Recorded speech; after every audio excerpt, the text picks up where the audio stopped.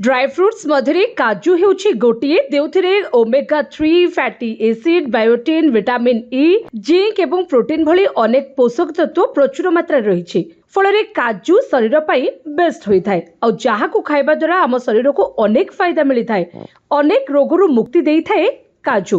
तेबे चलतु जानिबा प्रत्येक दिन काजू खाइबा द्वारा आमको केउ सबु फायदा मिलता है। प्रथमत ओजन ह्रास काजूरे फाइबर प्रोटीन थिबारु ओजन ह्रास करिबारे एहा सहायक होता है।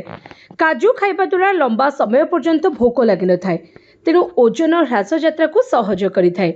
से बेले काजू हार्ट समस्या उन्नति आनी थाए। यह नियमित खाइबा द्वारा ब्लड प्रेशर कमाई हार्ट समस्या रक्षा करिथाए।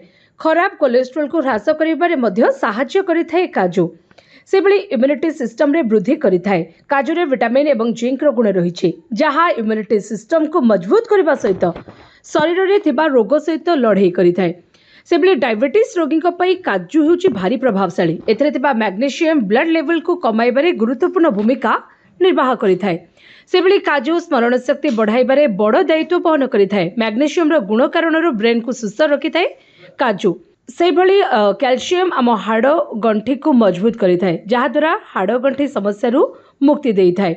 काजू खाइबा फल शरीर को आवश्यक अनुसार सठिक पोषण मिलता है। रोग प्रतिरोधक शक्ति को वृद्धि करिथाए। शरीर में थिबा समस्या को दूर करिथाए। यह केवल शारीरिक समस्या को नुहे बरं मानसिक समस्या को मध्य दूर करबा पई बेस महत्वपूर्ण काजू। तेणु प्रत्येक दिन बा नियमित काजू खाइबा उचित अटे।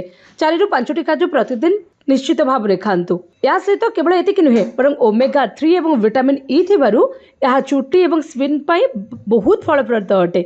जहाँ खाइबा द्वारा त्वचा चमक आने सहित चुटी को मजबूत रखिथाए। काजू स्मरण शक्ति बढ़ाइबारे बड़ दायित्व बहन करिथाए। मैग्नीशियम रो गुण कारण ब्रेन को सुस्थ रखिथाए। तेणु प्रत्येक दिन किछि मात्रा रे काजू खातु।